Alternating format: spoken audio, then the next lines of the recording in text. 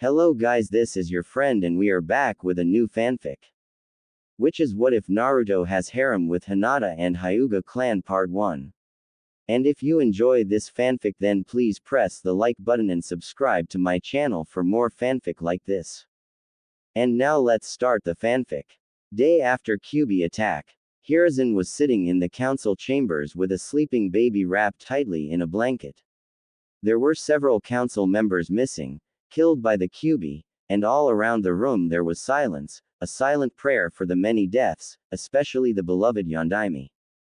Hiruzen stood up. I have called everyone here to decide a course of action to rebuild Konoha and reinstitute a Hokage. Shikaku sighed. I think it's obvious here that we need you to take up the position of Hokage again, Sarutobi-sama. That will be the best way to instill hope in the people and prevent any civil unrest. Hiruzen knew this was going to happen, but he wanted nothing more than to spend the rest of his days in peace, maybe train a few genin here or there. However, he also had a duty to the village that overruled his personal desires. Very well, I accept the position of Hokage. All around the room there were nods of approval, even from Hiruzen's old teammate, Danzo. Now, I will let the civilian side of the council to direct the repairs of the village as they see fit while our shinobi continue to take missions and secure our borders. We don't need Kumo or Iwa to attack while we are temporarily weakened. Once again there were nods all around the room. Now, I need to bring attention to another matter. The child in my arms was the child chosen by the Yondaime to imprison the Kyuubi, and we must decide his future. There were murmurs all around the table, until one of the civilians spoke up. We should keep him as a ward of the state to hold his loyalty, then be trained as a shinobi in order to keep the beast in check. He must only be given the simplest of training, so he can be easily taken care of if he turns on us. Hiruzen glared at the man, but before he could argue at all Danzo slammed his cane on the ground. Nonsense. He should be given to me so he can be trained to harness the beast's power and become one of our strongest weapons. I will ensure his loyalty personally. Shikaku shook his head. That won't work, Danzo. In order to draw on the power of a Biju, its host must be in full control of their emotions, and we all know that those are the first things to be erased whenever you train someone. Danzo was about to reply until Hiruzen stood up. Quiet. You will wake him, Danzo. Council, I will have to decline both your suggestions. Several opened their mouths to argue until Hiruzen held his hand up. Hear me out. If you allow me to adopt him as a surrogate grandson, then I am willing to compromise. There were another wave of murmurs, and once it was quiet until the same councilman as before spoke up. Compromise how, Hokage-sama? Hiruzen sighed. I'm going to regret this, but I am willing to make concessions if you agree to my terms. Danzo, I will allow you to keep your root program, without any interference from either myself or the Anbu, as long as you work within the laws of Konoha and don't force anyone into your program unwillingly. Danzo smirked. I can live with that. Keep the brat then. Hiruzen nodded and turned to the civilian side. I will be willing to lower the standards of the academy so that more of your children and the children of other civilians are able to become shinobi. The 10 civilian council members turned to themselves and began talking again for a few seconds until the same man from before spoke up. Very well, we won't oppose you if you wish to take in the child. Hiruzen sighed. Okay, now, in order for this deal to go through, I will establish some ground rules. Under no circumstance is anyone outside of this room to learn of young Naruto's status as a Jinchuriki. This isn't just for his safety, it is for the safety of us all.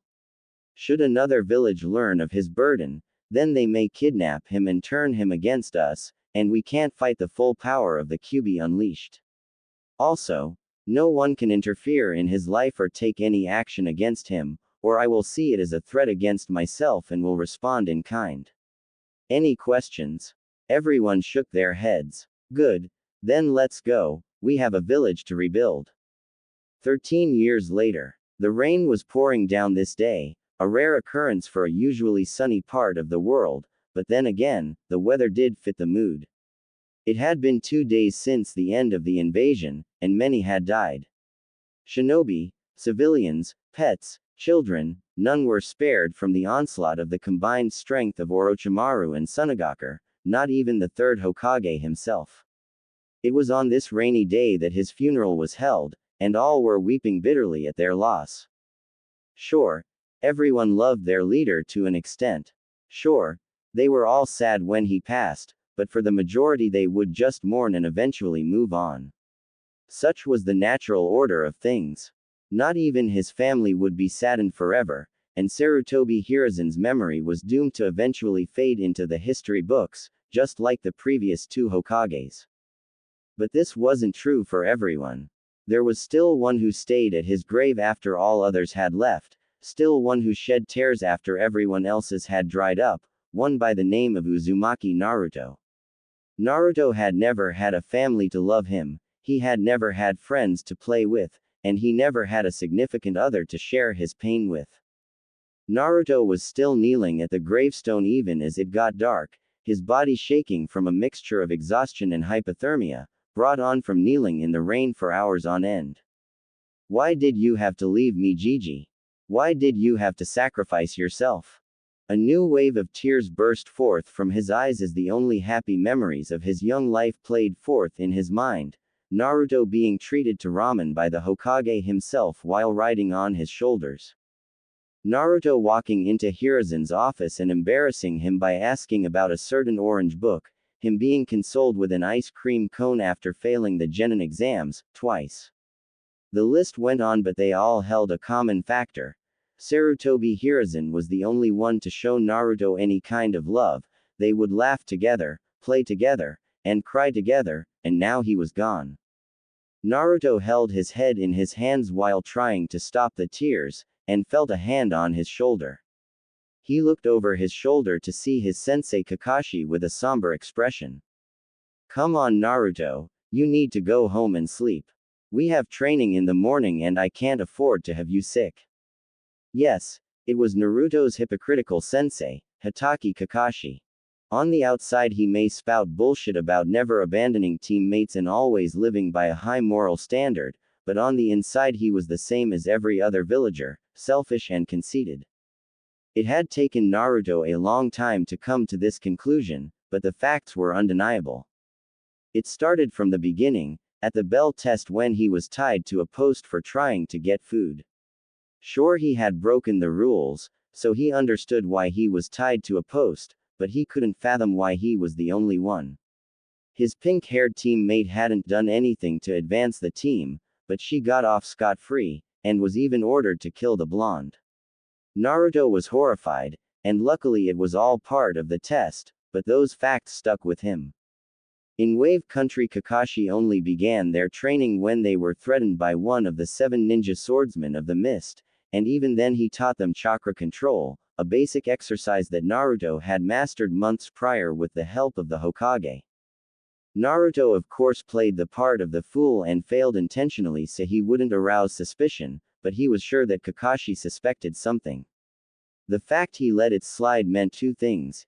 Either Kakashi didn't want to upset the rest of the team and kept it from them, or he just didn't give a shit. Naruto suspected it was the later of the two. The final nail on the coffin was after the preliminaries of the Chunin exams, when before Naruto could even ask his sensei for help, Kakashi had pulled Sasuke aside for privileged training. Of course Naruto was shot down when he tried to join them with some excuse such as he couldn't let the two observe each other's training methods in case they fought in the finals, but he knew that Kakashi just didn't want to deal with him. Of course, Naruto got special training under one of the Sannin, so he wasn't exactly complaining, but after that incident he lost all respect for his sensei. He was just like all the other villagers in Naruto's eyes. Naruto grudgingly looked back at Hiruzen's gravestone. Hi, I'll go home. Kakashi removed his hand and turned around. Good. Be at training ground 7 at 8 a.m. sharp. Don't be late. Kakashi disappeared in a swirl of leaves. Naruto stood up on shaking legs. Well, looks like not eating all day isn't very good, huh? I don't feel like ramen. Wow, I guess that's a first. Naruto chuckled at his own joke. Guess I'll just eat some bread or something and go to sleep. Naruto trudged through the rain and mud on his way home, avoiding anyone who might still be out this late at night. He slipped a few times and just lay in the mud for a few moments before he found the willpower to actually get up. Along the walk he racked his brain thinking of people who still cared about him, but on his life he could only find 4. His old academy teacher Iruka, the grandson of the late Hokage Konohamaru, and the father-daughter team who ran the ramen stand he frequented. In each case he knew that though they did care about him, they never really had the same connection like the one he had with the Sandaime. They would always be people he cared about, but they would never be his light like Hiruzen was. Hiruzen was one of the few people who would acknowledge his existence. Unbeknown to Naruto, the civilians had found a way around their agreement with Sarutobi. If they couldn't act against him actively, then they would do it passively, by ignoring the fact that he was even there. His entire life, he was simply ignored. When he was alone, of course, no one in their right mind would ignore the Hokage. At market stands, at restaurants, at the academy, he would be treated as nothing, like he was never even there, and it hurt Naruto more than the sharpest of kunai. Never before in his life had Naruto felt so depressed, and his mood was just getting worse when he saw his 2 teammates outside his apartment building. Naruto sighed and tried to walk past them, but a firm hand on his shoulder turned him around. Whatever it is, Uchiha, I'm sure it can wait until morning. I'm in a really bad mood and I just want to sleep. Now Naruto finally knew of Sasuke's pain, and he couldn't help but respect him a little. Having his only family ripped from him, and it felt like he had died inside. He couldn't even imagine losing his entire clan, and somewhere deep down he finally understood Sasuke's drive to avenge his family. Sakura smacked the back of Naruto's head. What the hell, Baka? We come over to your place in the rain to make sure you're alive and this is how you thank us? Stop acting like such a kid and get over it, he was old anyway. It was bound to happen sooner or later. Over the past few years he had been hit numerous times by the pink-haired girl, and from experience he knew that they were supposed to hurt. Apparently she was a firm believer in negative reinforcement. Strangely enough, he didn't even register the pain. In fact, he wouldn't have even known he was hit if his head didn't get pushed forward, disrupting his vision. Her insult, though, that hit him at his core, and it was something that he wouldn't let slide. Naruto still had his head hung. Haruno, don't ever hit me again. I've had enough, and I think it's about damn time for your little bad habit to stop, or mark my words, I'll start hitting back. Sakura could feel sadness and anger in his words, and she flinched because of it. Naruto, I'm sore. Naruto just kept walking through the mud, up the stairs and into his apartment, slamming the door behind him. Sakura looked at his door and turned to face her other teammate. Hey Sasu. She saw him already walking away. She looked up in Naruto's door, and back to Sasuke's retreating form, trying to decide what to do. After a few seconds of debate she ran after the last Uchiha. Naruto walked into his bathroom and looked into the mirror. He didn't exactly like what he saw. There were huge bags under his red puffy eyes, his face looked sunken from not eating enough the past few days, and his once bright hair had lost its sheen and looked dull. He turned on the shower and waited for it to get warmish. It never did get warm enough to be considered comfortable, just warm enough to not catch hypothermia. When he ran his hand under the running water he didn't even feel the warmth. In fact he didn't feel anything, absolutely nothing at all. Naruto turned off the water and chuckled. So I guess this is what it feels like to be dead, huh? I guess my mind just hasn't caught up with my body. The blonde walked out and sat down on his lumpy couch, for once not bothered by the springs poking through parts of the fabric. He let himself collapse onto the cushion and he felt his hand brush against the fabric of the kunai pouch by his side, hearing the distinct sound of metal bumping against metal. An idea formed in his head, and he slowly reached down and pulled out one of the sharp ninja weapons. He slowly ran the tip of his finger along the edge of the knife, and felt it give him a slight cut. He flinched back and brought the kunai away from his hand. Wait. He looked down at the small cut oozing crimson blood. I can feel that. A despairing smile grew on his face. I just want to feel again. I guess I'll see you soon, Gigi.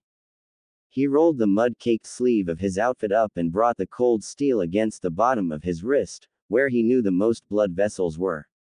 He took a deep breath of air, but just as he was about to begin the deed, his door flew open. He didn't register the blue-black blur that flew into the room and knocked the kunai out of his grip, pushing him back into the couch. The air was forced out of him and his vision became blurry from the sudden exertion. When he looked up, he saw someone he honestly didn't expect to see. It was one of the girls from the Rookie 12, a dark and shy introverted girl by the name of Hyuga Hinata. When he looked into her eyes, he saw a range of emotions, from grief, to pain, to anger. Hinata walked up to him and slapped him across the face, hard. What do you think you're doing? Naruto couldn't choose which to be more surprised at, the fact that this girl just slapped him or that she was able to form a complete sentence without a stutter. He pushed himself upright on the couch. What does it matter? I just wanted to feel again, and by doing that I would get to see the only person who cared about me in my entire life. Tears formed again despite him trying to hold them back. People looked at Gigi as just the Sandame, a powerful ninja and the leader of Konoha, but he was the only reason I lived, he was the only one there for me all those years. Hinata looked horrified. How can someone live like this all those years? I watched him. He never showed these kinds of pain and sadness. Wait, we did this. We all did. Flashback. Images flashed through Hinata's mind, memories of her early childhood. She vividly remembered seeing a young blonde boy inside a store, and he was asking for help in picking out a gift for his Gigi.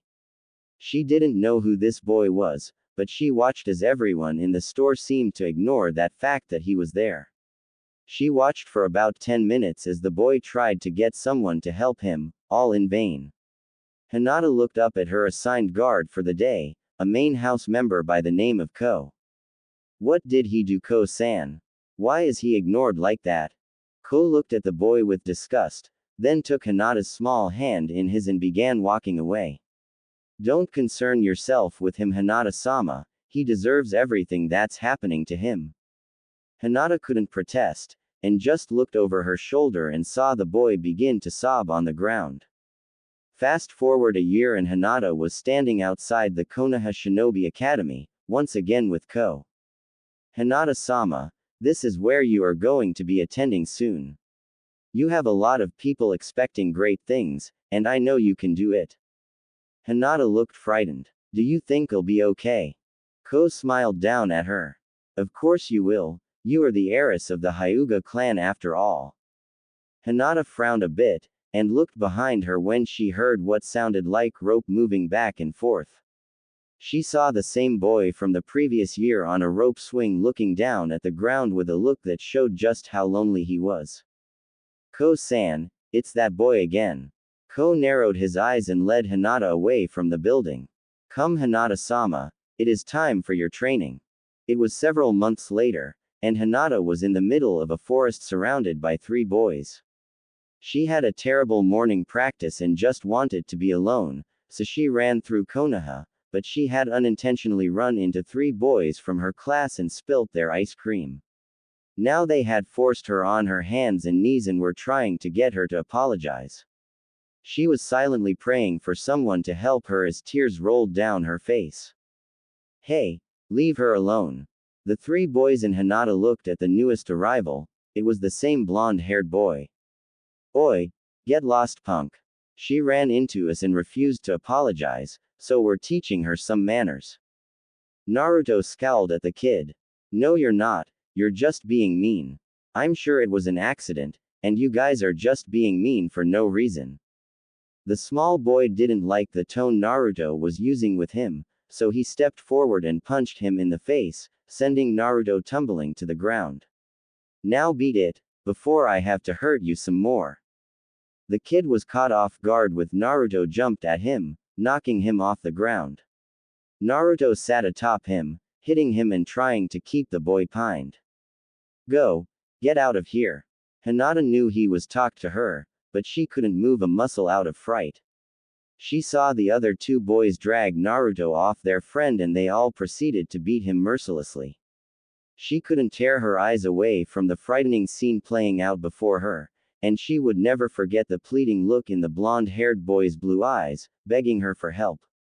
It was help that never came. Hinata-sama. Hinata recognized the voice of her guard Ko, and she knew that someone who could help was finally here. The boys stood up and ran off. Oh shit.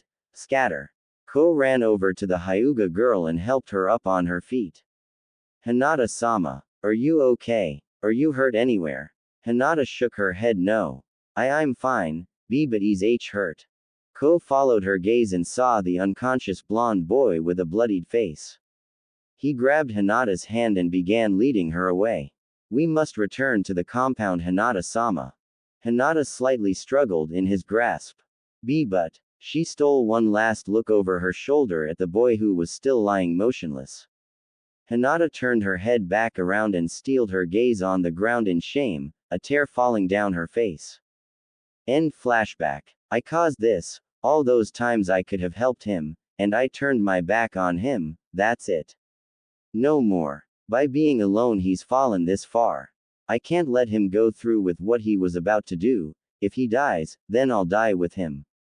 I guess I have to be strong for us both. I have to finally talk with him, walk with him, hold him. Naruto couldn't hold back the tears and turned his head in shame.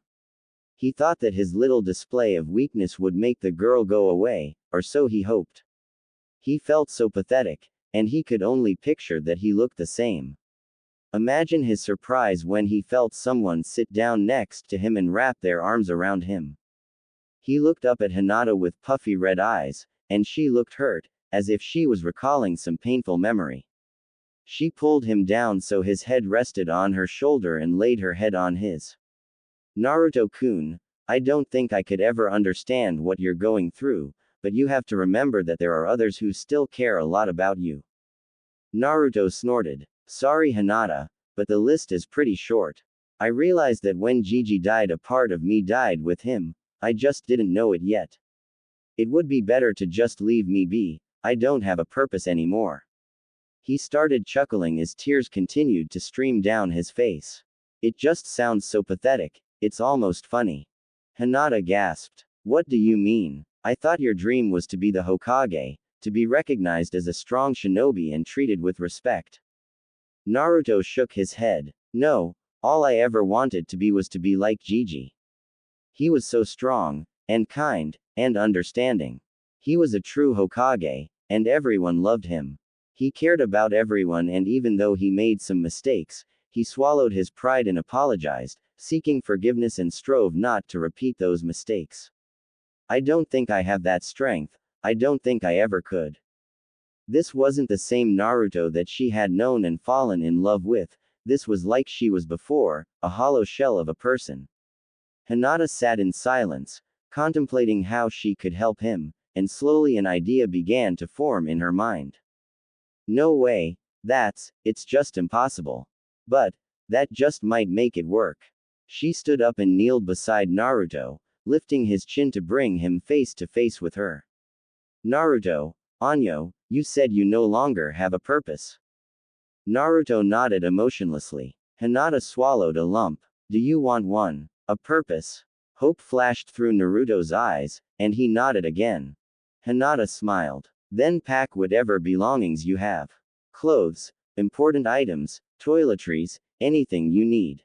Naruto looked confused, but stood up and obeyed her command. It doesn't matter if I do it or not, but at this point I have nothing left to lose, anything she has planned for me will be better than staying here. 20 minutes later and Naruto had a small duffel bag filled with different things, clothes, a toothbrush, and his forehead protector. It was sad that he was able to fit his entire life into the small confines of a travel-size bag. Hinata looked around at Naruto's apartment to make sure he didn't forget anything, and she spotted a picture of his team on the nightstand by his bed. She walked over to it and gingerly picked it up, showing it to the blonde. You don't want to take this with you? Naruto shook his head. I was never really a part of the team, just a genin that was needed to fill the quota. Hinata flinched. I don't know how they could have hurt him so, but that stops now, I'll make sure of it. Come with me, Naruto. Naruto nodded his head and followed the girl across Konoha in silence. She felt oddly confident, a feeling that the young girl had felt only a handful of times in the past, and just as the rain was letting up they stopped in front of a massive wooden gate. They had stopped at the Hyuga compound. Hinata channeled a bit of chakra into the gate and the doors opened themselves. Hinata looked back and saw the eyes almost bugging out of the blonde's skull. She giggled at his antics. Well, at least he isn't just a shell. I'm glad he still has some of that childlike curiosity I love so much. Wondering about the gate, Naruto nodded slightly. The Yondaime made them. Apparently several years before I was born he made seals for all the clan compounds that made them only accessible to those of the clan they were made for, and those who were specifically invited or were in the presence of someone of that clan. Naruto smiled slightly. That's amazing, the Hokages really are great people. Hinata smiled and grabbed the blonde's hand, leading him through the compound. Looking over his shoulder, Naruto saw the gates close themselves again, and he could saw a seal matrix spread out over the gate, probably as a locking mechanism. Just as they were about to enter the main building they were stopped by two guards. They were older men who grinned when they saw their clan's heiress approach. They would often delight in politely bullying her at every chance they got in some twisted plot of revenge against the main house. Little did they know that the meek Hinata was gone forever, and the new Hinata was far from amused. Hinata-sama, you know the rules. There are to be no visitors unless specifically invited by Lord Hiashi. The two guards smirked to themselves. They knew that rule only applied to the branch members, but they also knew the heiress was way too timid to confront them about it. Their eyes widened and they began to sweat when they saw the timid heiress bring her hand up in a familiar seal. Hinata narrowed her eyes dangerously at the two guards. I see you two recognize this seal, good. Now I don't have to use it. Don't get me wrong, I abhor this seal, and I will abolish its use as soon as I am made clan head, but I will use it on anyone who tries to usurp my authority. Do I make myself clear? The two guards fell to their knees ready to do everything in their power to not face the wrath of the caged bird seal. Forgive us, Hinata-sama. We will never even think of going against you again.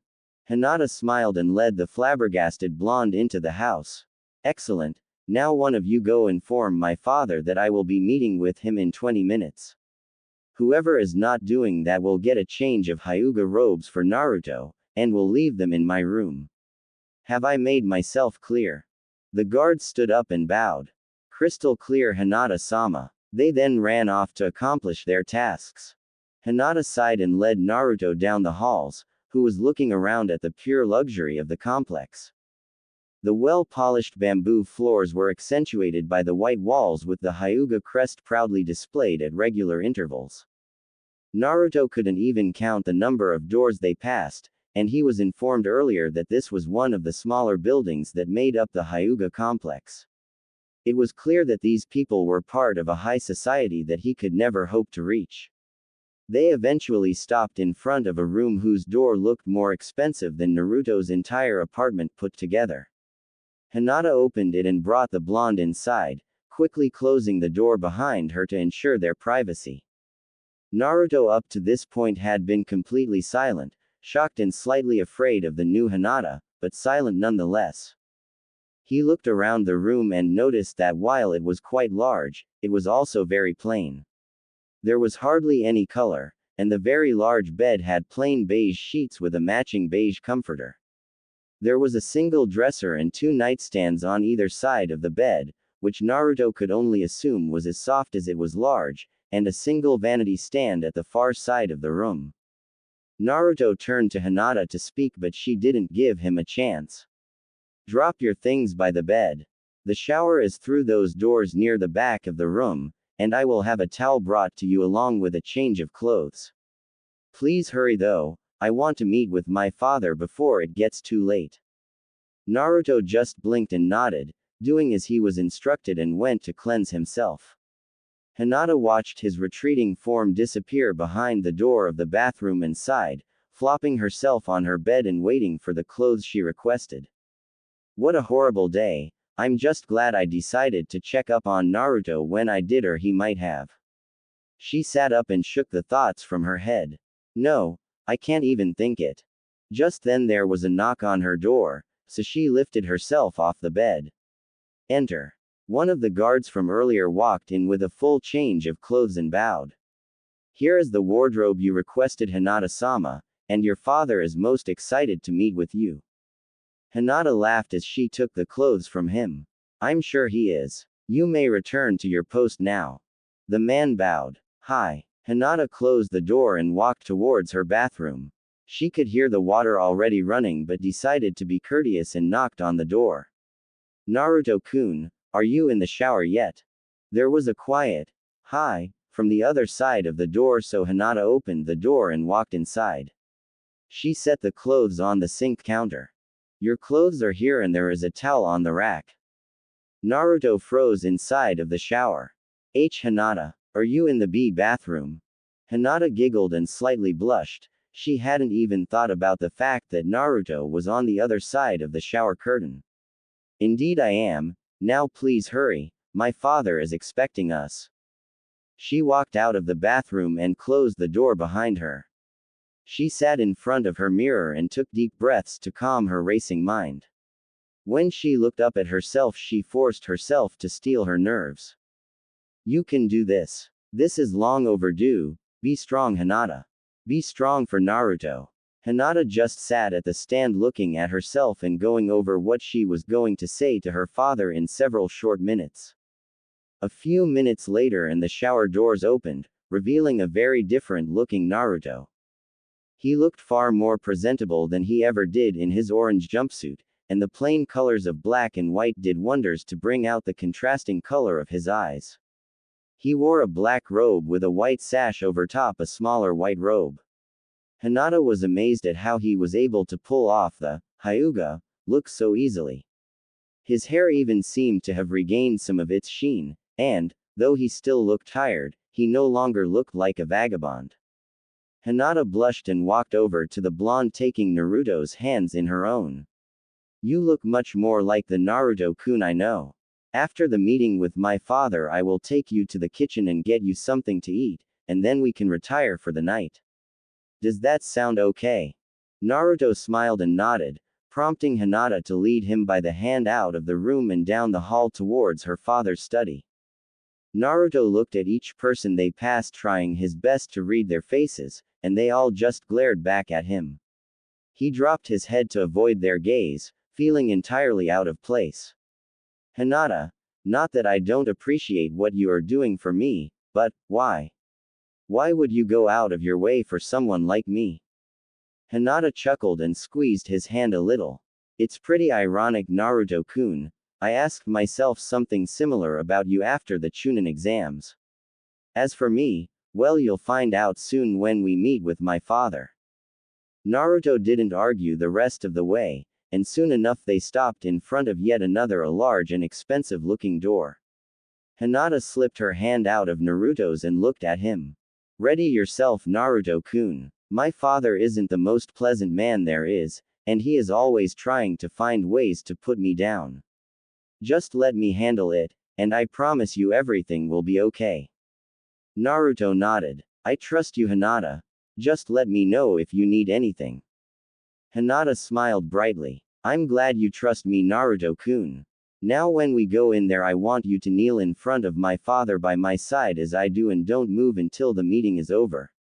I want you to promise me you won't do anything, no matter what happens. Naruto looked confused for a moment, but slowly nodded. I promise. With a sigh, Hinata opened the door and walked inside with Naruto in tow. The two walked to the front of a large wooden desk with a very stern-looking man behind it. He had long black hair neatly pulled back behind his head and exuded a serious attitude that almost dared someone to cross him. Hinata bowed. To-sama. She looked over to see Naruto bow too. Hyuga-sama. Hinata was glad she didn't have to tell Naruto to mind his manners. Hinata let out a breath she had been holding in. Maybe this won't be as hard as I thought. Hinata thought as she knelt down before his desk while Naruto knelt beside her. What is the meaning of this, Hinata? First you go out past curfew and now you bring him back with you. Hinata frowned. Maybe not. Forgive me To-san for breaking curfew. I have no excuse for disobeying your rules and accept any punishment you have. Hiashi blinked. Well, this is a first. What happened to the stuttering weak little girl who feared to be in my mere presence? Hinata looked over to see Naruto's fists clench before she looked back into her father's eyes. She is gone To-san, and I would appreciate it if you wouldn't refer to my future husband as him. Naruto couldn't believe what he just heard. Wait, what? What the hell does she mean, future husband? Naruto looked up at the other male in the room and he immediately became tense. It was quite clear that Hiashi was using every ounce of self-control to not show the anger that was obviously bubbling up inside of him, but that didn't mean he wasn't restraining any of his cold aura. Hiashi took a deep calming breath before proceeding. I don't believe I have approved of a suitor for you yet, Hinata, and you can be sure that it will be a cold day in hell before he is on that list. Hinata smirked, something she did very rarely. As heiress, I don't believe that a suitor is necessary. I am free to court and be courted as I see fit, and I have already made my decision on the matter. The older Hyuga smirked back. Oh, I don't believe I was speaking about Hanabi, as she is the heiress of our clan ever since the pathetic display you put on last month, in front of the entire council no less. Hinata was waiting for this. In fact, this was what her entire strategy was based on. Then I demand a rematch. At the time I was still injured from my match in the Chunin exams, and you know it. That was hardly a fair fight, even if I had tried. Under Hyuga clan laws, anyone from the head family of the main branch may demand a match for the position of heir or heiress respectively. This was the last straw for Hiashi. He stood up at his desk, quickly knocking back his chair. Enough of this nonsense, Hinata. You will return to your room while I have this boy escorted out. Hinata stood up too with no less confidence. Don't you dare speak about him that way. If you ever degrade Naruto in my presence, I will personally make sure our line ends with me when I become clan head. Hiashi saw red and went to teach his daughter respect via a slap to the face. Naruto stood up to stop him, but he was too late. Hiyashi's hand never made it to its target. It was stopped inches away from Hinata's face when she caught his wrist, and she immediately began applying pressure, twisting it at an odd angle. Hiashi felt a surge of pain shoot up his arm and was forced back down into his seat by his daughter's vice-like grip. Hinata released her father's hand. I will forgive this incident To-san, but if you try something like that again, I promise the outcome won't be pleasant for you, and for the record, my earlier threat stands. Hinata took a stunned Naruto's hand in hers and walked out of her father's office. At the door, Hinata looked over her shoulder and saw Hiashi was at a loss for words while he was nursing his wounded wrist and pride, something that seldom happened to the man. I expect a rematch first thing in the morning, and make sure the elders are there. I don't want to have to put on a repeat performance. I would worry about Hanabi's health. She left the view of her father's gaze and strode down the halls to her room with a blonde in tow. She was silent the entire trip, but she could feel Naruto's gaze on her back. Thankfully, he didn't ask any questions during the trip, and they made it back to her room without uttering a single word. When they were back in the young heiress's room, Naruto couldn't contain the questions anymore. Okay, what was that all about? What do you mean, future husband? And why aren't you the heiress anymore? Hinata sighed and walked over to her bed, flopping herself down unceremoniously. Come sit with me, Naruto, it'll take some time to explain. The blonde nodded and strode to her side, awkwardly sitting down with a comfortable distance parting the two. Hinata chuckled at Naruto's nervousness and scooted closer to him. Are you scared? Hinata looked over at the blonde, who still had his gaze trained on the ground. Petrified would be the better word. I'm confident that I can beat my sister tomorrow, but it's after that which scares me. Naruto stared at the ground for a few more moments before he looked over at the Hyuga girl. So, why me? She smiled, took his hand in hers. Naruto, for the longest time you have been my inspiration, my light, my hope. Whenever I felt weak or was about to give up, I pictured your face and managed to find the strength to continue on. I admired you ever since we were children, and from that admiration a crush grew. Over time though my feelings grew more and more intense. I'm not sure when it happened, but over the past few months I finally came to a realization. I love you Naruto, with all my heart I love you, and I want you to be by my side forever. She looked deep into his eyes and she saw a range of raw emotion flash under the ocean blue color. She saw fear, hesitation, and sadness. She even saw regret. Hinata took a deep breath and continued on. You said you no longer had a purpose, and I told you I would give you one. Do you want to know the purpose I will give you after what you just heard? Naruto hesitated, he looked down at the ground for a few seconds. After what felt like an eternity he finally returned her gaze. Hi, I want to know my new purpose. Hinata smiled. You will stay by my side, now and forever. You will support me as I claim my birthright as Hyuga matriarch. You will father my children, and love them with all the love you can find in your heart. In return I will give you a family, I will give you my unconditional love, and I will do everything in my power to ensure your happiness. Can you do this Naruto? Can you live with those roles, and even if you don't love me now, can perhaps give us a chance? This was it. Hinata laid herself bare, showing the full depth of her emotion to the only person she ever wanted to be with. All she wanted to do was curl up in a ball and hide from the world, and every second Naruto didn't answer her tore her heart into smaller and smaller pieces. She didn't know how long Naruto stared at her, but to her it could have been an eternity. She was so sure he would laugh at her, or yell, or just leave, maybe all of the above. She was so busy picturing all the ways this plan could blow up in her face that she didn't hear his response, in fact she only saw his mouth move slightly. Hinata blinked. Gomen Naruto-kun, can you repeat that please? Naruto squeezed her hand reassuringly since this was the first time this evening she had stuttered. I said I would be honored. To the best of my ability I will support you and father our children, giving them all the love I was never given as a child, and even though I can't say that I love you as of right now, I will see if I can. Hinata couldn't believe her ears. In the span of one evening she had gotten just about everything she had ever wanted since she was a little girl. She just got the love of her life to agree to stay by her side, eventually joining her in holy matrimony and agreeing to father their children. She had never felt such happiness, such utter completion, then at that moment in time.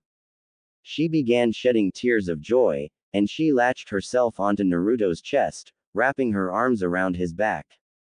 Naruto, I don't know what to say. Just hold me please, just for a few moments. Naruto draped his arms around the girl. Of course, Hinata. Hinata smiled at his new name for her, and she closed her eyes, taking a deep breath, inhaling as much of his scent as she could. She was realizing her dream, something that she thought would only ever exist in her imagination, one step at a time.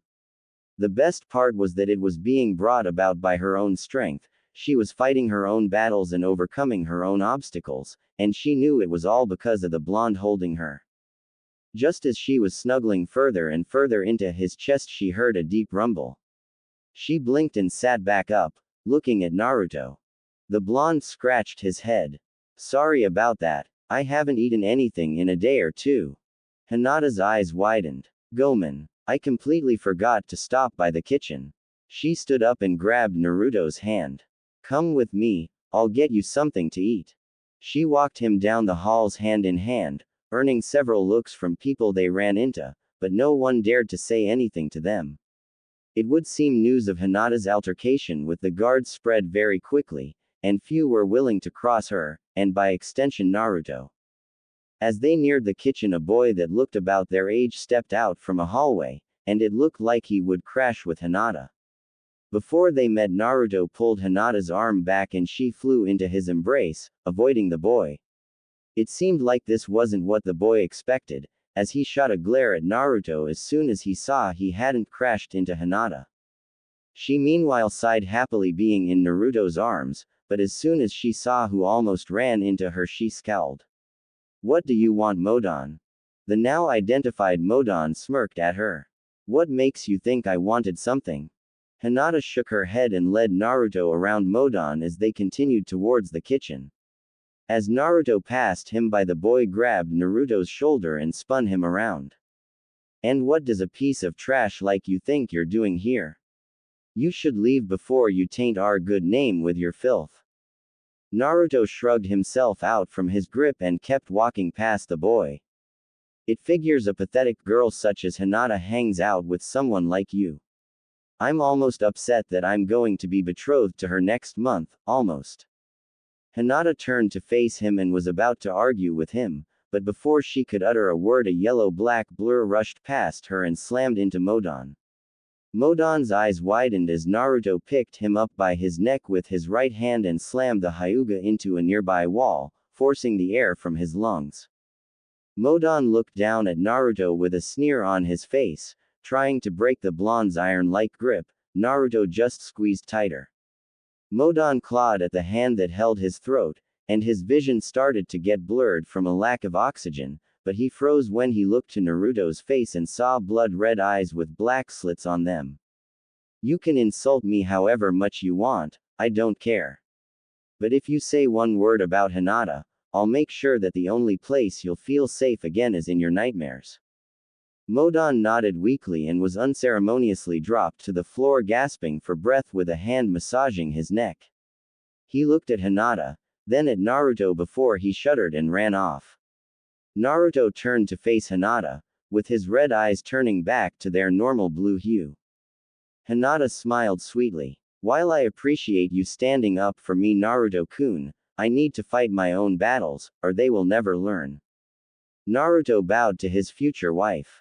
"Gomen Hinata Hyuga, but I can't just let people talk about you like that.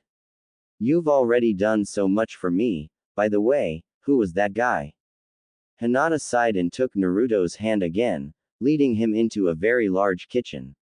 She motioned for him to sit down in a chair near a large table while she began to take out several vegetables and a small slab of meat. As she was dicing the ingredients, she sighed again and began talking.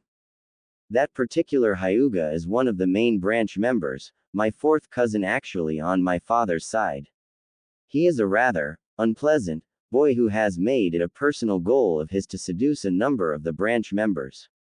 His father is on the council and apparently has told him to turn his attention towards me in an effort to gain more influence in the clan." Naruto watched Hinata pour the now chopped ingredients into a pot on the stove. "So, he's your cousin, right?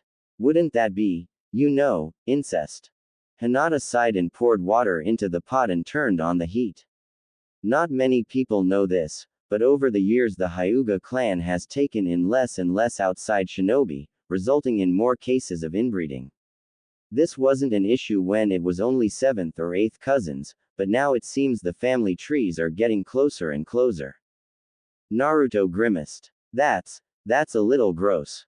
Hinata nodded and added several spices to the pot, closing the lid to keep the heat in. "Yes, it is, but unfortunately my father doesn't seem to be willing to change the practice anytime soon. It will be one of the first things I change when I become clan head." Realization flashed across Naruto's mind. "Wait, you mentioned something about elders earlier and now you mentioned something about a Hyuga council, is that like the Konoha council?" Hinata scowled as she stirred the pot. "Yes, they are. Though they tend to believe they have more power than they actually have. They will be reminded that their authority is much more limited than they believe it is." Hinata took the wooden spoon out of the pot and replaced the lid. She walked over to Naruto and took his hands in hers again. Gomen Naruto-kun, I've asked of you something very selfish. There will be radical changes to the clan, and it isn't very fair that I've brought you in the middle of it. I won't lie to you, we will make many enemies along the way and it won't be easy, but if you stay with me I know we can change the Hyuga for the better. Naruto smiled and took his hands out of hers, wrapping her in a tight and warm hug. I already promised to be there for you, and I never go back on my promises. That's my our ninja way. Naruto pulled back and looked at Hinata with an arched eyebrow. She just giggled and returned to the stove to stir the pot. I told you already, Naruto-kun, you've been my inspiration for a long time, so it's only natural that I follow the same nindo as you do. Naruto sat back down with a grin. Yeah, I guess you're right. There was a silence for a few seconds, broken by another rumble from the blonde. Hinata giggled and took out a container of rice from the fridge, left over from dinner earlier that night. She poured the warm curry over 2 bowls of rice and walked over to Naruto, who was still waiting at the table. Naruto swallowed the saliva building up in his mouth from the delicious aromas of Hinata's cooking. It was becoming painfully evident that he hadn't eaten in so long, and his body was actually aching for some sort of nourishment. When Hinata set the bowl in front of him, he was so focused on the food in front of him that he didn't notice the girl sit herself next to him. Anyo, Naruto-kun. Naruto used all his willpower not to scarf the food down as he answered her. Wah! What is it, Hinata-chan? Hinata blushed slightly and twiddled her fingers slightly. Well, I was wondering if I could sit next to you and feed you. Naruto blinked. That certainly wasn't what he was expecting her to ask. Feed me? Hinata nodded. It's been one of my fantasies for a while now, and I figured now would be a good time, but if you don't want to, I understand. Naruto shook his head and chuckled. No, it's not that. I just wasn't expecting, that was all. Sure. By all means. Hinata giggled and pulled up a chair to sit next to him. Apparently what Naruto thought she meant was quite accurate. She meant to say sit on him. She had his arm wrapped around her shoulder and she lodged herself as far into his body as she could. The pair looked more like one blob of a person as opposed to 2 separate people. Naruto was not used to this close contact, and a tinge of pink flared through his face, making Hinata laugh. Their positions had been thoroughly reversed. Now it was Naruto who was embarrassed while Hinata made the steady advances. Hinata broke apart a pair of chopsticks and got a beef tip with a fair amount of rice and brought it up to Naruto's mouth. He opened up and graciously accepted the food in front of his face. Then he did the same for Hinata, taking his time and enjoying the experience and closeness. They went back and forth, taking turns until the entire meal was finished. Wow, Hinata-chan, that was amazing. I never knew you could cook like that. I can't wait to try some of your other cooking. Hinata basked in the praise, reveling in the bliss of his acknowledgement, and was about to respond until a presence made herself known behind them. Nei-san, what is this about a match tomorrow morning? Hinata immediately frowned and sighed. Gomen Naruto-koi, but we should retire for the night. I have a busy day tomorrow. Naruto looked at Hanabi's angry expression and back to his future wife. For some reason, whenever he thought of a future with Hinata, he felt happiness bubble up from the pit of his stomach. He felt that he could easily get used to a life with her. I understand, Hinata-hime. Hinata stood up and took the 2 bowls to the sink, leaving them for the morning for cleaning. Waiting behind her was Naruto, who took her hand in his and let her lead him out the kitchen. Hinata smiled at the contact, happy that this time Naruto was the one to initiate the hand-holding. The whole time Hanabi was looking at the pair with mixed feelings. On hand, she was perturbed that she was woken up in the middle of the night by her father just to be told she was going to have a spar with her sister in the early morning. This was normal, since they had been sparring against each other for many years now, but what confused her was that this was a spar to determine the heiress of the clan.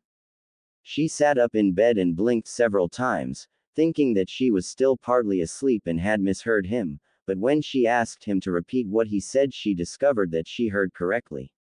When she asked why this matter wasn't settled when she had won a spar several weeks prior, she was informed that certain circumstances have come to light that requires a rematch. Now she was upset because she had planned morning training with an elder to help her refine several of her clan techniques, and now she had to waste her time humiliating her sister. When she finally found the source of her anger, she found her basically on the lap of a blonde-haired boy feeding each other. It was the same boy who had beaten her cousin Neji in the Chunin exams several days prior, so she had some respect for him, but she still knew nothing about him other than the fact that he was a clan-less orphan, a loser. And now her sister was being friendly with this loser. Nei-san, must you continuously drag our name through the mud by associating with this no-name orphan? If you feel the need for companionship, then ask for someone from a respectful background so the rest of the Hyuga aren't forced to share in your shame. Hinata was walking past her sister when she froze. She looked back at her sister and was about to yell, scream, or do something, but she felt a squeeze on her hand. She looked over her shoulder at Naruto, who had a lone tear falling down his face, and he shook his head. Hinata sighed and turned back to walk out of the kitchen. Come Naruto-kun, let's head back to my room so we can get some sleep. Hanabi snorted. First you let that trash in our home, then you let him in your bed. You clearly have no shame, sister, if you are willing to let that filth defile you. Naruto wasn't quick enough to prevent Hinata's next action, though deep down he was cheering at what happened. Quick as lightning, Hinata spun around, bringing her hand to rain down on her sister's cheek. Slap. The force of the hit sent Hanabi reeling into the counter several feet back, and she brought her hand up in shock. Her sister had never struck her before, even inside of a spar. Hanabi saw red, and she was about to retaliate, but she was immediately blasted by a wave of pure unadulterated rage, all focused on herself. She looked up in fear at her sister, shaking in anger. Hanabi, I don't know what caused you to become so hostile and conceited, but I don't give a damn. If you ever insult Naruto in front of me, I will make sure to bring every single one of your nightmares to life. Hinata retook Naruto's hand in hers and walked out of the kitchen, leaving Hanabi slouched against the counter. Hinata suddenly stuck her face back inside, with the same rage on her face. And I wouldn't have anyone else in the entire world besides Naruto defile me, and if you don't like that, well, I don't give a damn if you like that or not. Hinata then left the room for good in the presence of a furiously blushing blonde, leaving Hanabi with her mouth wide opened. As they were walking back to the room, Hinata sighed and looked at Naruto, who looked just as he did when she found him in his apartment, dead. Naruto-kun, don't believe for a second anything she just said. She is just upset, she didn't mean it. Naruto looked at her, then looked down at the ground. But she's right. I am just a no-name orphan that only got taken care of out of pity from Gigi. I can't let you drag yourself down for me, I'm not worth it, it would be better if I HMMPF. Hinata got tired of him degrading himself, so she shut him up the best way she knew how, by placing her lips over his and stopping him mid-sentence.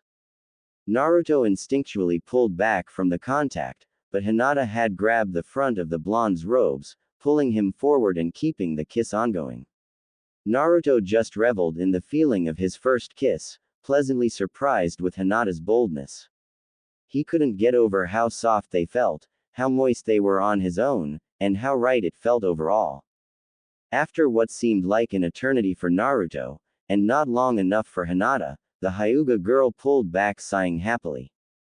Hinata's eyes fluttered open and she smiled at Naruto's bewildered expression. Are you better yet? Naruto could only dumbly nod. Good. Now, I don't want you to hear you ever put yourself down like that again. You gave me your promise that you would stay with me, so you aren't allowed to leave me, ever. Naruto nodded again. Sorry Hinata, I really don't deserve you. Hinata took his hand in hers and led him down the hall to her room. No, Naruto-kun, you are the only one who deserves me, and you are the only one who will ever have me. Naruto just felt happy for some reason. He didn't know why. Maybe it was just him being possessive, but the reassurance of Hinata promising herself to him and him only made him feel more happy than if he was declared Hokage at that exact moment. It was because he had finally found what he was searching for all his life, love. He had found in this formerly shy, dark, quiet girl all the love and acceptance that he could ever want. When they got back in her room, she took her hand out of his and walked over to her dresser, leaving Naruto standing at the door. She took off her beige jacket and let it fall to the floor, showing her black undershirt, which she also took off, leaving her only in her purple lacy bra and pants. It became painfully clear that Hinata was definitely an early bloomer, and she didn't show any signs of slowing down. Naruto's eyes slowly widened, trapped in the trance of watching Hinata strip. He knew he should turn around and give her some privacy, but he just couldn't find the willpower to turn away. You can look, Naruto-kun, I don't mind. Naruto jumped and blushed with wide eyes. Hinata looked over her shoulder and giggled at his nervousness. She undid the button on her pants and turned around towards Naruto as her pants fell to her ankles, revealing her matching purple lacy panties. Naruto sucked in a breath, face red and flushed as his eyes unconsciously traveled over her form. Hinata walked over to the blonde and hugged him, being made aware of his growing arousal as she brought her head up to whisper in his ear. Naru-koi, we can't sleep if you are still fully clothed. She kissed his cheek and detached herself, walking over to her bed and sliding under the covers. She sat up in her bed and patted the sheets next to her, signaling the blonde to begin moving again. Naruto blinked several times, snapping back to reality and blushing in embarrassment. Sorry, Hinata-chan. She giggled. For what? I already told you that you are the only one who will ever have me, so why would I get mad if you look at me?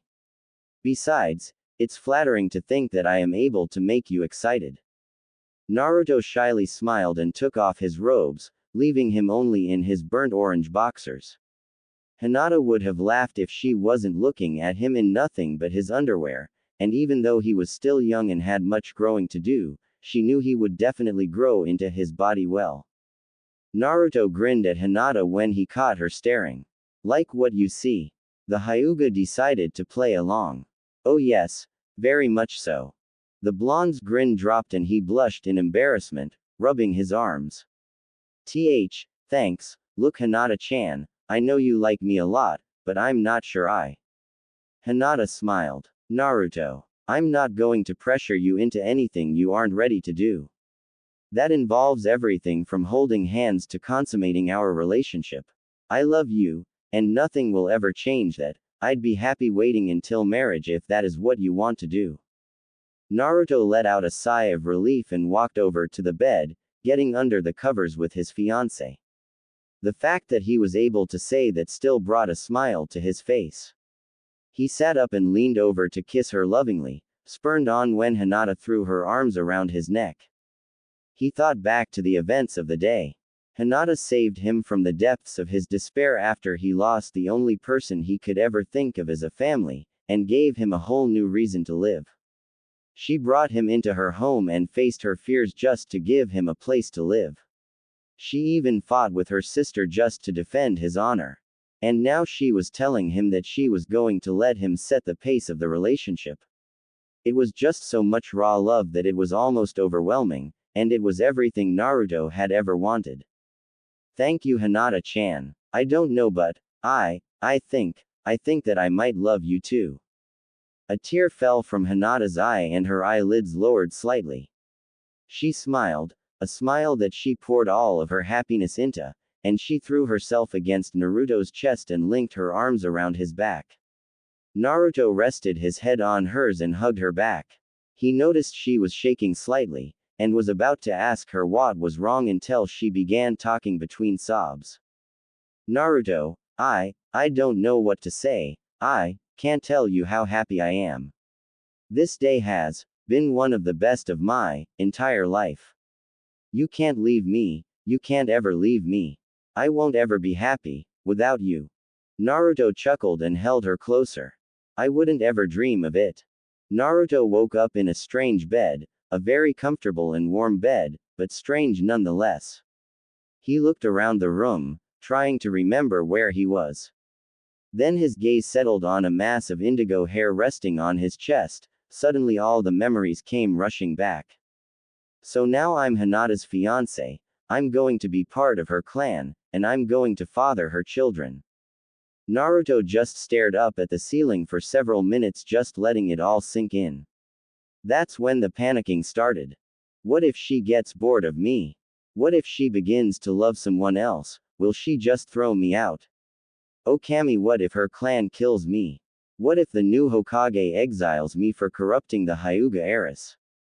These thoughts and many others raced through his mind, and he began sweating bullets just thinking about it. Little did he know that his increased heart rate and breathing would wake up the girl laying on him. She let out a tired yawn and snuggled deeper into his chest. Naruto-koi, it's too early, go back to bed. Naruto blushed when he realized that she was still in only her underwear, and then he remembered what she told him last night. That's right, she made me promise never to leave her, so that means she won't ever leave me. She's my new reason for living, to love and support her and our future children. I don't think that sounds too bad at all. I mean, I could end up alone for the rest of my life, or end up in a failed loveless marriage, or even be cheated on. At least with her I know that at least she loves me. He smiled gingerly and rubbed the top of her head slowly, brushing the bangs out of her face, and he was amazed at how soft her hair was. He saw Hinata smile with her eyes still closed, and she let out a small yawn that reminded Naruto of a kitten, cute and adorable. After a few minutes more she finally pushed herself up and rubbed her now open eyes. She bent forward and gave Naruto a chaste peck on the lips. Morning Naru-koi. Naruto couldn't help but smile. Every action Hinata did made Naruto realize more and more just how much he loved her. Morning, Nada. Hinata looked at him with a huge grin, and she just stared at him for several seconds longer than he thought was normal.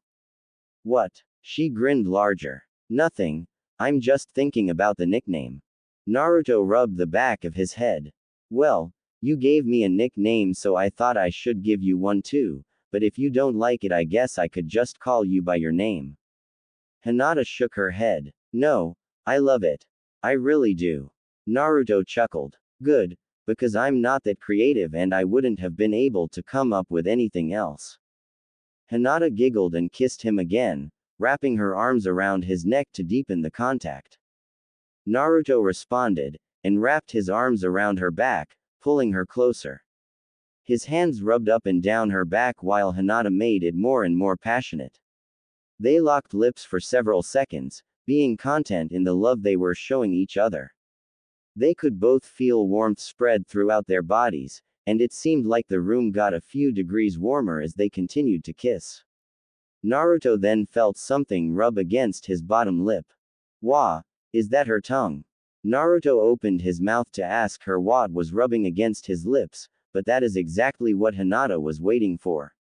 She shot her tongue in his mouth, causing Naruto's eyes to shoot open while he let out a surprised gasp as he felt her explore his mouth. I never knew Hinata could be this forceful. Hinata closed her eyes and only focused on the taste and feel of the blonde boy. She ran her hands through his hair, tugging at it while she pushed him back on the bed. She could feel her body getting hot, and it was driving her insane. She brought her leg over his waist so she was straddling him, and she was made painfully aware of his excitement.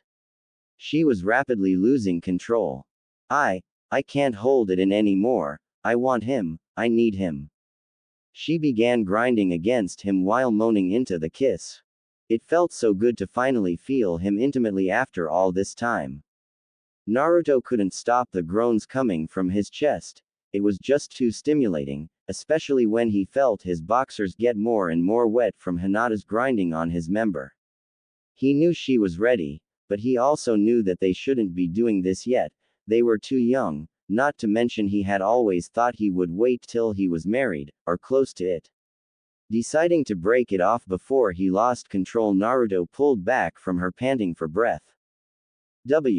Wait, Nada, are you sure this is a good idea? Hinata looked very disappointed and opened her mouth to speak, but then she saw the uncertainty in his eyes, and it looked like he was scared. She knew just from looking at him that he wasn't ready for this, and she suddenly felt ashamed of herself. She got off him and turned away from him, looking down at the ground. Gomen Naruto, I promised you that I wouldn't pressure you into anything you weren't ready for, and not a day later I break that promise. I don't know what came over me, Gomen. Naruto couldn't stand seeing her sad, especially since he was the cause. He wrapped his arms around her shoulders, resting his head on her shoulder. It's okay, Nada, I just need a little more time, alright? He felt Hinata nod slowly. He could tell she still felt bad. Hey, Nada. Yeah. He lifted up his head and turned her head so she was looking at him. I know that this is all new to me, but you know that you are very important to me, right? No matter what, that fact won't change. She finally smiled, making Naruto smile right back at her. He gave her a quick kiss before bringing her into a warm, loving embrace. They held each other for what felt like forever, and when Naruto finally pulled back, he just looked at Hinata's face. I don't know why I never saw you before, but you really are beautiful, and I never want to see tears stain your face, no matter what. Hinata smiled at the compliment and wiped the stray tears from her eyes. Yesterday, I tried so hard to be so strong like you. You never let anything drag you down, you never let anything keep you down. You would always get back up and just try harder, and your bravery gave me the strength to keep going. You were the strongest person I ever knew, and by just being you, I was able to still be me. Naruto took her hand in his and kissed the back of it. I was never as strong as you thought I was. I always doubted myself, but I could never show it out of fear of what would happen if I let myself fall. I bottled up my sadness for so long, and yesterday it just all came bursting out. I don't know what would have happened if you hadn't shown up, but it scares me to think about how far into the darkness I had fallen, and I know I never want to feel like that again. Besides, you have always been strong. All your life you've shouldered all your hardships and pushed through the hurt and pain to get where you are today. You're a beautiful woman, you're an amazing person, and you're a dangerously skilled kunoichi. A single tear of happiness fell down Hinata's face, and she pulled Naruto into another hug, where they stayed, just enjoying the feeling of one another's presence. Unfortunately, all good things must come to an end, and a knock at the door was that end. Hinata-sama, your presence is required in the dojo for the spar you requested. Hinata pulled herself back and walked over to her dresser to get clothes. Hi, I shall be there momentarily. Hinata got out a pair of black shinobi pants, a tighter black shirt, and a long strip of cloth to bind herself with. As she walked into the bathroom, she paused when she saw Naruto staring at her with wide eyes. She arched a curious eyebrow at him. What? You saw me in my underwear last night, so it's a little late to be embarrassed now. Naruto blushed and shook his head. It's not that, it's just that I can't believe you're wearing something besides your huge beige coat. I swear you could hide the whole Hokage monument in that massive Eskimo jacket. Hinata giggled and set him a playful glare. Real funny Narukoi. I guess since I'm too busy hiding in my jacket all the time I won't be able to make you food anymore. She walked towards the bathroom again. Naruto paled and held up his hand to stop her. Wait, I was just kidding. I'm sorry. I won't joke about your clothes anymore, just please don't take away your delicious cooking. The girl just smiled sweetly. Apology accepted. Just remember that teasing the hand that feeds you isn't a very smart decision, not to mention that I'm your fiancé, so when you are ready to take our relationship to the next level, well, I might just be too tired then. Naruto realized at that moment that all of Shikamaru's rants about how women were troublesome were spot on, but he forgot to mention how terrifying they could be. Now hurry up and get dressed in one of the robes I had brought yesterday. I want you to be there when I retake my birthright. With that, she walked into the bathroom, closing the door behind her. Naruto fell back on the bed, arms spread wide and staring up at the ceiling. A shiver went down his spine. I never knew she could be so scary. There is so much about her that I don't know, but I have the rest of my life to learn. The blonde sat up and jumped off the bed, grabbing the robes laying on the dresser and a fresh pair of underwear out of his duffel bag. He sent a glance towards the bathroom door to make sure Hinata was still occupied inside, and satisfied that he had enough time, he lowered his orange boxers and slipped on another pair of burnt orange boxers. He then dressed in a similar manner as the day before, tying his hitai around his forehead. He studied his image in the mirror, and was surprised to see how regal he looked. Without the bright orange jumpsuit, which he left back at his apartment, he looked surprisingly official, well, as official as a 13-year-old could look. He was too busy checking out his new look that he never noticed the door to the bathroom open, so he was jumped a little when he felt two arms wrap around him from the back and link over his chest. He smiled and placed his hands on Hinata's, who put her chin on his shoulder, looking at him in the mirror. "You're so handsome, Naruto. I know for a fact that if we went back to the academy with you looking like that, you would have a fan club that dwarfed Sasuke's." Naruto chuckled. "That wouldn't matter, because I would only ever have eyes for you." Hinata was pleased with his comment, but there was still one question that bugged her. "What about Sakura?"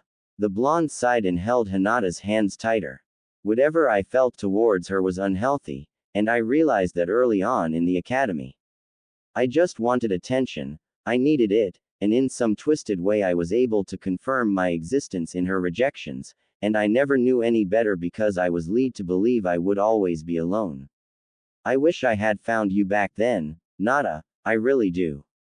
Hinata kissed him on the cheek before taking his hand in hers and began walking towards her door. "Well, the important thing is that we're here now, so let's just focus on the future." Naruto didn't respond with words, he just gave her hand a squeeze as they left her room. Waiting outside for them was none other than Neji, Hinata's cousin who Naruto defeated in the Chunin exam finals. The boy bowed. "Hinata-sama, Naruto-san." Naruto looked at Hinata's face, and he saw she was just as surprised as he was. "Neji-nisan, what are you doing here?" Neji stood back up and smiled, a genuine smile. "Hiashi-sama has ordered me to retrieve you for your spar against Hanabi-sama. The entire council has been assembled to witness the spar." At this, Neji frowned. "Hinata-sama, I know that we have had our differences in the past, and for that I want to apologize, but I truly wish for you to reconsider. I don't want to see you get hurt, or worse, be put in the branch family." Hinata pulled Naruto forward so he was shoulder to shoulder with her. "I appreciate the sentiments, Neji-nisan, but you don't have to worry about me. I won't be defeated by Hanabi today, because today I'm not fighting for myself, I'm fighting for the entire Hyuga clan, and most importantly, I'm fighting for Naruto Koi." Neji raised an eyebrow. "Naruto Koi?" Hinata nodded. "Yes. Naruto is now my fiancé, and he will be at my side with our children as I bring the Hyuga out of the past." To confirm her statement, Naruto kissed Hinata on the cheek, causing her to show a slight blush. Neji looked contemplative for a few seconds, looking back and forth between the two, and just as Naruto was about to say something, Neji bowed. "Although I don't know anything about you, I know that deep within you have a strong sense of duty and loyalty, and I believe that if anyone was suited to stand at Hinata-sama's side as clan head, you would definitely be the best, Naruto-sama." Naruto blinked several times with an open mouth, unsure of what to say. He looked over at Hinata for help, but only saw her giggling at his expression. Finally, Naruto was able to come out of his stupor. "Neji, please just call me Naruto, I'm not anyone special who needs a formality like that." Before anyone could say anything else, Hinata gave a tug at Naruto's arm. "Let's go, Naruto Koi, Neji-nisan, I really don't want this affair to spill over past lunchtime." Naruto chuckled while Neji gave her a smirk, and they both followed Hinata down the winding hallways until they reached the Hyuga's main dojo, reserved only for the main branch family. Hinata gripped Naruto's hand harder and opened the door, and immediately over 24 pairs of eyes fell upon the trio. Hiashi looked at Hinata with a smirk, but his smirk immediately faded when he saw the union of Naruto and Hinata's hands. I trust that you are ready for your spar, Hinata. The council has been assembled as requested, but there has been an added stipulation for this spar. If you win, you will be reinstated as heiress. There were several around the room who were chuckling, finding that outcome strangely humorous. If you should lose, however, you would be forced to accept whichever fate the Hyuga Council bestows upon you, whether that be forced marriage or sealing. Understood. Hinata nodded. I am not worried about the latter half of this spar, let's just get this over with. Just know that the victor will decide the fate of the loser.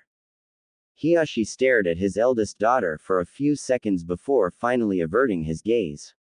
Uzumaki, you are to join me at my side and watch this match. Neji, you may stay by the door. Both boys nodded and moved to go to their positions, but before Naruto could remove his hand from Hinata's, she pulled his arm back. He couldn't control his momentum and went flying into her embrace, where her lips were waiting. She moved her hands up to his cheeks where she gave him a kiss full of passion. Naruto couldn't help but wonder why Hinata would initiate such a public display of affection, but after a few seconds he honestly couldn't care. When they finally broke apart, Hinata sighed happily. For luck. Naruto smiled and went to his spot by Hiashi.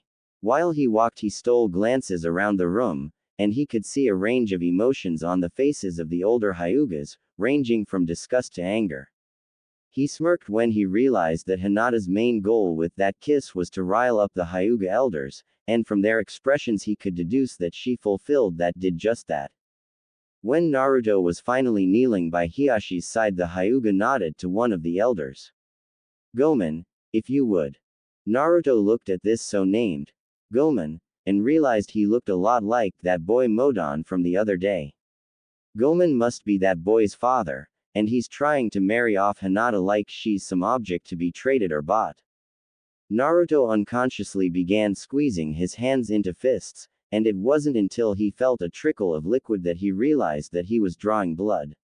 He wiped his hands off on the mat he was kneeling on and steeled his focus on the two girls in front of him. Gomen walked to the middle of the room between Hinata and Hanabi. This will be a spar to the point where one of the contestants is unable to continue or one yields. No lethal strikes are allowed, and no outside ninjutsu besides that centered on the Juken techniques are allowed. Do both contestants understand the rules of this spar? There were two highs, and the elder lowered his hand between them. They both settled in the signature Juken stances with Byakugans active. Naruto could tell from Hinata's face that she was focused solely on the opponent in front of her, her concentration blocking out any other disturbance. Hinata held no emotion in her face. It was the perfect Hyuga mask of blankness. Hanabi, on the other hand, could do little to control the massive smirk that spilled across her face. Whether it be arrogance of confidence, Hanabi believed she would win this spar without very much difficulty. Gomen threw his arm up and took a few steps back. Hajime. Hanabi flew forward, bringing her left arm down on Hinata's shoulder with her two forefingers extended, chakra blazing around the fingertips. Just before they made contact, Hinata swatted it away with the back of her right hand and threw her left hand forward, slamming it into Hanabi's gut. Hanabi fell to her knees while Hinata took a few steps back. That was for calling Naruto koi trash last night. Now get up. I'm not through with you yet. Hanabi looked up at her sister, slightly frightened. She had never seen Hinata so aggressive before. She was nothing like the shy older sister she used to have, and Hanabi sent a glare towards the source of the change, the blonde-haired boy sitting next to her father. It's all your fault. If you would have just stayed away from Hinata, none of this would be happening. Hanabi made her way to her feet and charged her sister once again, more cautious this time. She sent a thrust towards Hinata's thigh with her left arm, and she waited for Hinata to block it. Just like Hanabi thought she would, Hinata brought her right hand to swat the arm away once again, but Hanabi used a feint and twisted, bringing her right hand down to strike at Hinata's left shoulder. I'll take out your arm, then we'll see how well you can fight. Just as the strike was about to land, Hinata dropped her shoulder and ducked under the hit. Spinning on the tips of her toes, she spun her right arm around like a pivot and delivered a chakra-reinforced backhanded slap to Hanabi's face, sending her sprawling across the floor. That was for calling Naruto Koi an orphan. Hanabi spit out a small wad of blood on the floor and stood back up on shaky legs. This time she let Hinata come to her. I just need to calm down and anticipate her attacks. There is no way she can beat me. She's never beaten me before and I'm not about to start letting her now. After a few seconds, Hinata charged forward, and Hanabi sent a strike with her right arm at where she knew Hinata was going to attack from.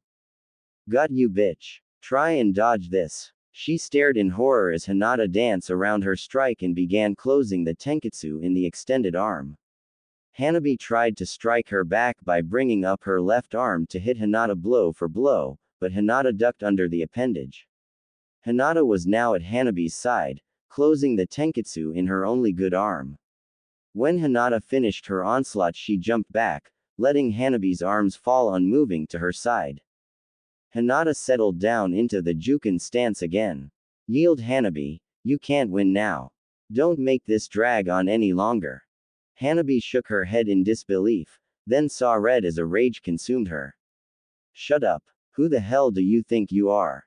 You've always been the weak one, and yet Tu-san always looked to you to prove yourself. He never gave a damn about me even though I showed more talent than you ever did. And now that I finally gained his recognition and became the heiress, you decide to just waltz in here. Take it back. You. There were several gasps around the room from the colorful language the small girl in front of them was using. Several elders were looking around at each other with their mouths open in shock, and it was clear they no longer wanted her to be the one responsible for negotiating with others on behalf of all Hyuga. Gomen stepped forward, almost not believing the words about to come out of his mouth. Hanabi-sama, is you unable to continue? Hinata-sama is the victor, and as per the rules of the spar, she is now, once again, the heiress of the Hyuga clan. Hanabi looked at the elder in disbelief, and then looked around the room for someone to tell her that this was all a bad joke.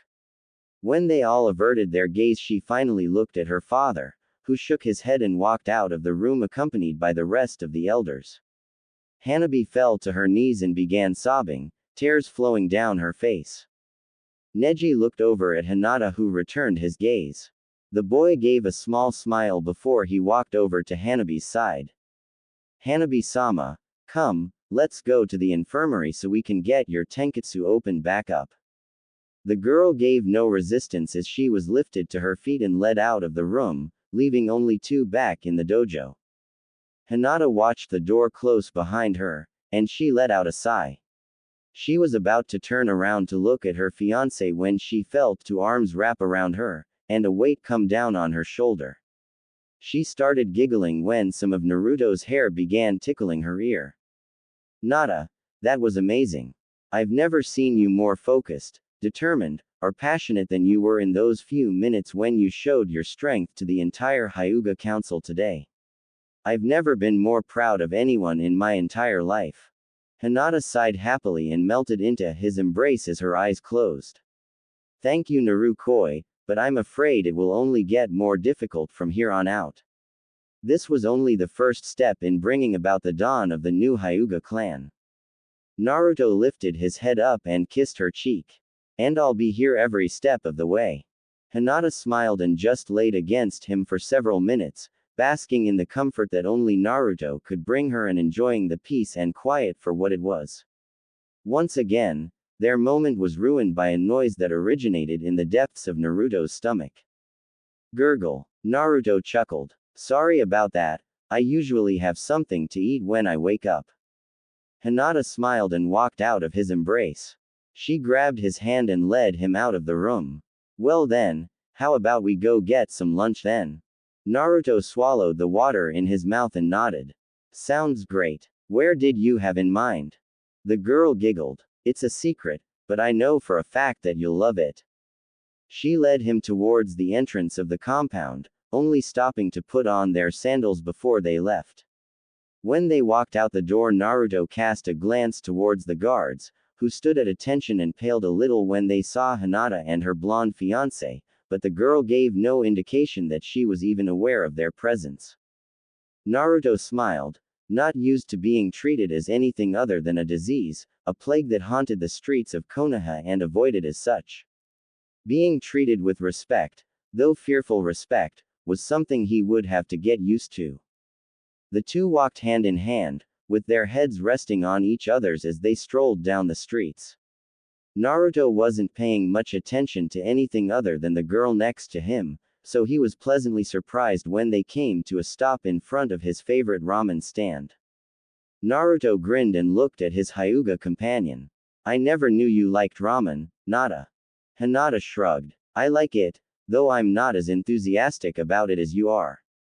Naruto just laughed and hugged the girl tightly. You're the best, Nata. He let her go and led her by the hand into the stand and sat on one of the stools. Oi, Tsukijiji, a bowl of miso please. Hinata sat on the stool next to him. Make that two please. From the back they could hear pots and pans being moved around. Coming right up. I had already started. I knew you would be around here soon, so I decided to be preemptive. Hinata giggled and looked at Naruto, who just shrugged. What can I say? I'm a creature of habit. Hinata just smiled and shook her head as an older man walked out from the back with two large bowls.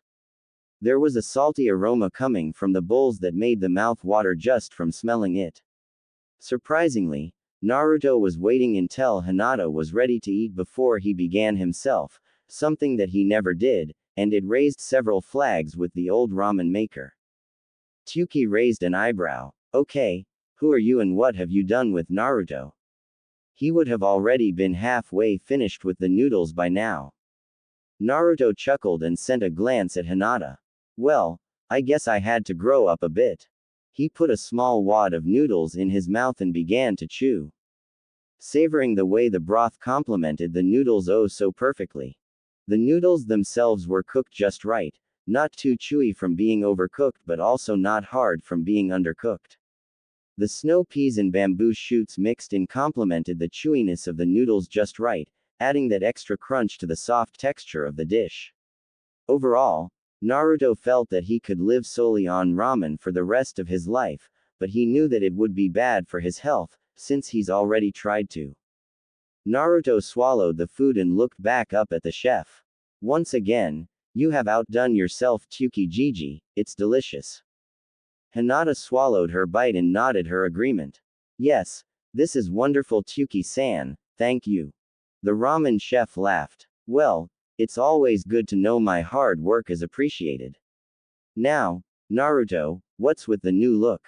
I can't say it looks bad, definitely an improvement from that orange jumpsuit you used to wear. Naruto feigned hurt. What? I thought you said it made me look dashing. Tsuki chuckled and shook his head. Yes, it was very dashing, but it wasn't exactly ninja-like.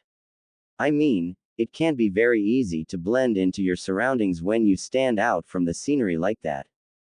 Naruto mumbled something about traitorous ramen chefs, as he ate another wad of noodles.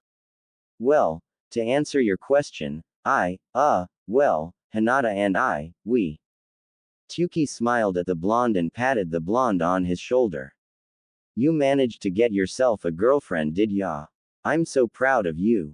Sniff, they grow up so fast. Sniff, he looked over at Hinata. Make sure you take good care of him now, okay? He means well, but he can be a little dense about some things, especially when it comes to what he eats. Hinata chuckled. I know, I made sure I made him something nutritious last night. At this time Ayame walked out from the back, having overheard Hinata's last statement.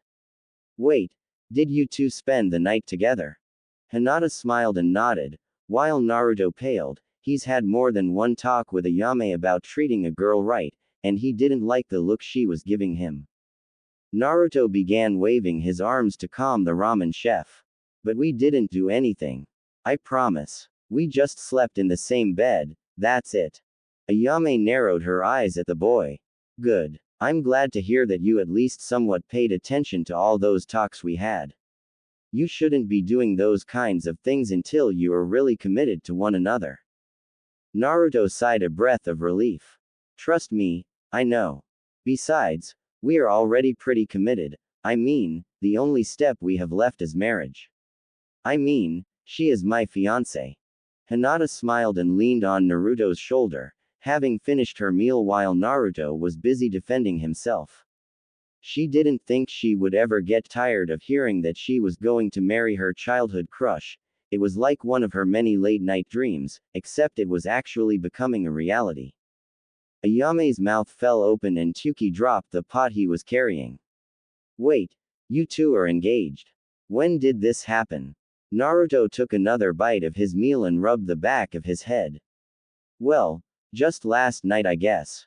Suddenly Ayame was right in front of Naruto and Hinata with stars in her eyes.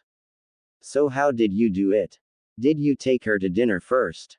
Oh, I bet you took her on a picnic and popped the question as the sun was setting. Oh, that is so romantic. I heard from some of my friends that the girl never forgets the night when she gets proposed to, they say it's magical. Naruto was trying to come up with something to say, but it was Hinata who responded. Sorry Ayame-san, but Naruto never proposed to me. I asked him to be my husband.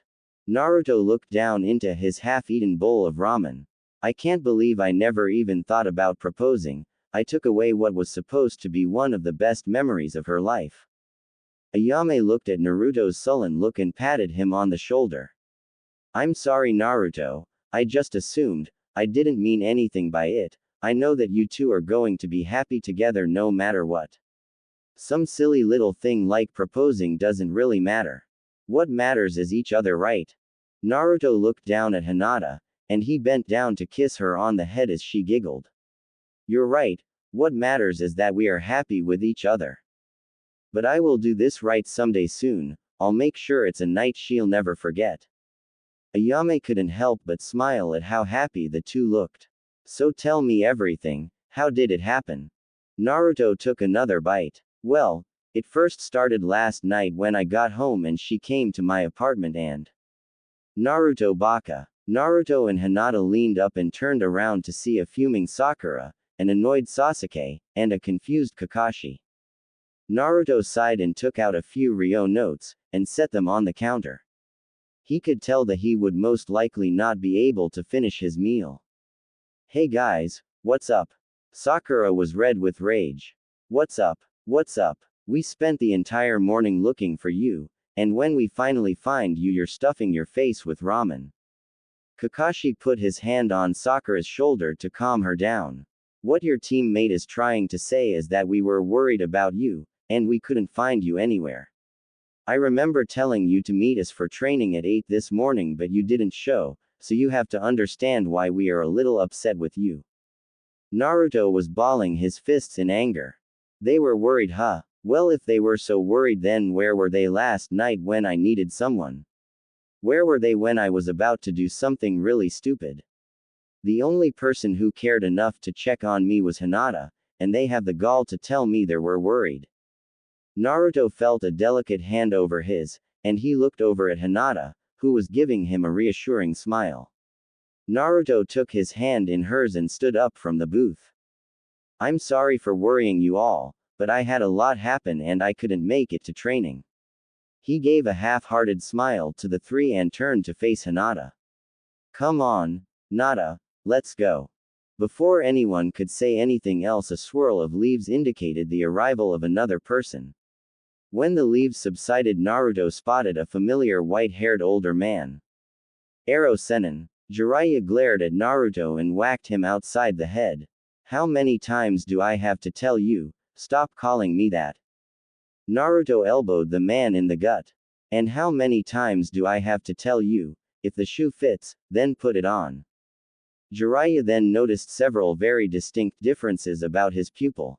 The first was that he was wearing the robes of the Hyuga clan, more specifically the outfit worn by the main branch of the Hyuga clan. The second thing was that he was holding the hand of the Hyuga heiress herself. Last but not least, said heiress was standing very close to Naruto, almost in a protective nature. Jiraiya, not reading the tension in the air, blurted out the first thing that came to his mind. Oi, Gaki, are you two together or something? At this point everyone else was finally noticing what the Sannin had already noticed. Sakura shrugged Kakashi's hand off. Yeah, why are you wearing Hyuga robes, and why are you two holding hands? In fact, why are you even hanging out with Hinata? I'm surprised she hasn't fainted yet or stuttered some incomprehensible mumble that no one hears, then pokes her fingers together. Before Hinata could defend herself, Naruto walked up and got in Sakura's face. Look, insult me all you want. Call me a baka, call me a dobi, hell, even hit me, I don't give a. But, don't you ever insult my fiancé again. Do you understand me? Sakura could only nod before Naruto walked back over to Hinata and took her hand in his, walking away from the group. When they were a fair distance away, Hinata sighed and leaned her head on Naruto's shoulder. Naru-koi, I told you that I can fight my own battles. If I don't start standing up for myself, then I will always be that shy little girl everyone seems to forget.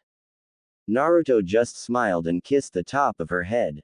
I dunno, I kinda like the sound of that. I would get to have that shy little girl all to myself. Hinata giggled and stopped walking, making Naruto stop too. She put her hands on his cheeks and brought her lips to his while Naruto wrapped his arms around her small waist. Once again, their intimate moment was interrupted by someone clearing their throat behind them. They broke apart to find Jiraiya standing them with a huge grin on his face. I hate to interrupt your very important business, but I thought I should tell you that I am taking you with me on a little training trip while I go looking for someone. It shouldn't be too long, maybe a few weeks or so, but make sure you pack enough to last you. Naruto looked at the girl in his arms, who looked a little heartbroken at hearing Naruto would be leaving, then back at his substitute sensei. Sorry Jiraiya sensei, but I'm not going anywhere without Nada. Either she goes with us or neither of us go. Jiraiya arched an eyebrow. So all it takes is you to get a girlfriend before you finally show me some respect, huh? Now are you sure you won't reconsider? I can't guarantee her safety. Naruto nodded. Either both of us or nothing at all. Jiraiya paused for a few more seconds before he sighed. Alright, fine. Sheesh. You really have it bad for her, don't you? Naruto looked down at the girl in his arms. He smiled and kissed her lightly. You have no idea. Jiraiya made a small gagging motion. Alright, enough with the mushy crap. You have 2 hours to pack your things and meet me by the front gates. Everything's already cleared with the council and I just told your sensei, but it's up to you two to tell Hiashi. As a reward for actually being respectful, I'll inform Kurenai that we will be taking her student with us. See you two soon. Jiraiya disappeared in another swirl of leaves. Hinata looked up at Naruto and gave him a quick peck on the lips. That was very sweet of you, Naru-koi. Now that I finally have you, I don't think I can stand being away from you for so long. Now let's go inform my father of our journey. Naruto picked up that Hinata didn't say they were going to ask for his permission to leave, she is only going to tell him that they are leaving, with or without his consent. They walked hand in hand back to the compound, earning a few strange looks from the people they passed, and talked about what kinds of training they thought Jiraiya would be giving them. Naruto subtly warned Hinata of the perverts' research, and she assured him that she would keep him in line this time, or there would be jukins to some very private areas. They reached the compound shortly after and walked past the same guards as the day before. Once again they paled and stood at full attention when they walked by, causing Naruto to smirk. They strode down the halls till they got to the same ornate door of Hiyashi's study, and after a single knock Hinata walked inside. Hiashi looked up from his desk to find his eldest daughter walking in through the door with her fiancé next to her. He shuddered as the words went through his mind, and he didn't believe he could ever come to accept the Uzumaki as a son-in-law. He had no problems accepting him as a shinobi. He proved he was a decent shinobi when he defeated Neji in the Chunin exams, but he could never accept him as a Hyuga, especially a future clan leader. Hinata, I guess congratulations are in order for your victory this morning. As promised, I am currently filling out the necessary forms to reinstate you as heiress. Hinata bowed shallowly. Arigato to san. The reason I am here is to inform you that Naruto and I will be traveling with Jiraiya of the Sannin for an extended period of time for individualized training. We leaving in 90 minutes and will be away for approximately 3 weeks. Hiashi couldn't believe it. First, his daughter grew a backbone seemingly overnight and actually stood up to him, something he had been trying to get her to do for years. Then, she destroyed her sister in a spar, the sister that had beaten her in every single spar in the last 4 years. Now, she is telling him that she is going on a training trip, with a Sannin for individual training. For the past day Hiashi had been trying to find the reason why everything about Hinata had suddenly changed for the better, and his gaze fell on the blonde boy next to her holding her hand. Perhaps there might just be a place for you in the Hyuga after all Uzumaki. Hiashi cleared his throat and nodded his head. Very well. I will have several changes of clothes already in a scroll brought for you both and another scroll with emergency rations. I trust that you will use this very rare opportunity to learn as much as you can from one of the most famous and skilled ninja this village has ever produced.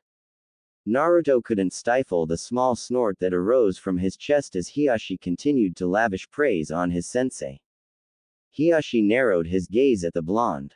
Is there a problem, Uzumaki? Naruto regained his composure and bowed. No, Hiashi-sama, I just find it humorous to put Ero Sennin up on a pedestal like that. The older Hyuga arched an eyebrow. Ero Sennin, if that is the way you refer to Jiraiya Dono, then I take it that you know him on a more personal level. The blonde nodded his head.